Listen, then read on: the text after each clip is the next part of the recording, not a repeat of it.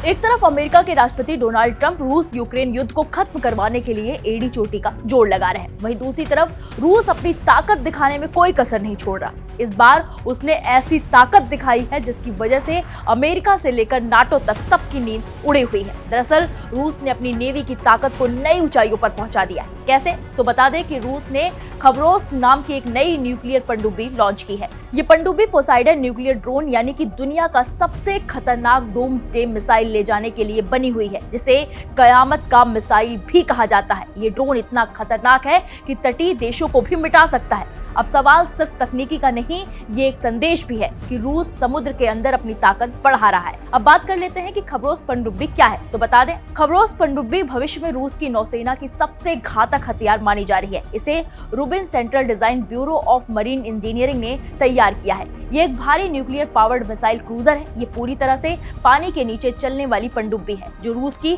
नौसेना के लिए बनी है। इस पनडुब्बी का मकसद रूस की समुद्री सीमाओं की सुरक्षा करने के साथ साथ उसके राष्ट्रीय हितों की रक्षा करना है। सबसे खास बात यह है कि ये पनडुब्बी पोसाइडन न्यूक्लियर ड्रोन का कैरियर बनेगी। पोसाइडन को नाटो कैनियन कहते हैं। पोसाइडन न्यूक्लियर के बारे में आपको बताएं तो इस पनडुब्बी की सबसे बड़ी ताकत है Poseidon under water nuclear drone, जिसकी वजह से इसको दुनिया का सबसे खतरनाक डूम्सडे वेपन कहा जाता है, क्योंकि ये हजारों किलोमीटर की दूरी तक पानी के अंदर रहकर हमला कर सकता है। इसकी रफ्तार आधुनिक टॉर्पीडो और सबमरीन से कहीं ज्यादा है। ये गहरे समुद्र में रहकर दुश्मन के तटीय इलाकों पर परमाणु हमले करने की क्षमता रखता है। अब एक अहम सवाल कि इसे कयामत का हथियार क्यों कहते हैं, तो बता दें कि हाल ही में रूस ने इस मिसाइल का सफल परीक्षण भी किया था। बताया जाता है कि पोसाइडन ड्रोन में एक ऐसा न्यूक्लियर पावर प्लांट लगा है जो किसी भी बाकी सबमरीन रिएक्टर से 100 गुना छोटा है। इसके बावजूद ये जबरदस्त ऊर्जा उत्पन्न करता है, जिससे ये अनंत समय तक पानी में रह सकता है। रूसी सुरक्षा परिषद के उपाध्यक्ष दिमित्रा मेदवेदेव ने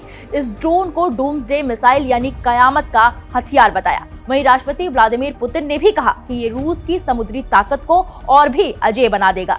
ये रूस के लिए इसलिए अहम है क्योंकि सीमा सुरक्षा की दृष्टि से देखें तो रूस की समुद्री बॉर्डर सुरक्षित होंगे। राष्ट्रीय हित की बात करें तो दुनिया के महासागरों में रूस के इंटरेस्ट की रक्षा होगी। डर का हथियार इसे कहा जाता है। पोसाइडन जैसे ड्रोन दुश्मनों को डराएंगे। ये न्यूक्लियर रोकथाम का नया तरीका है। इस लॉन्च के साथ रूस ने साफ कर दिया है कि वो किसी भी स्थिति में अपनी सीमाओं और हितों की रक्षा के लिए पूरी तरह तैयार है। खबरोस और पोसाइडन के साथ रूस अब समुद्र की गहराइयों से भी अपने दुश्मनों को जवाब देने में सक्षम हो गया है। इस मामले पर आपकी क्या राय है, हमें कमेंट बॉक्स में जाकर जरूर बताएं।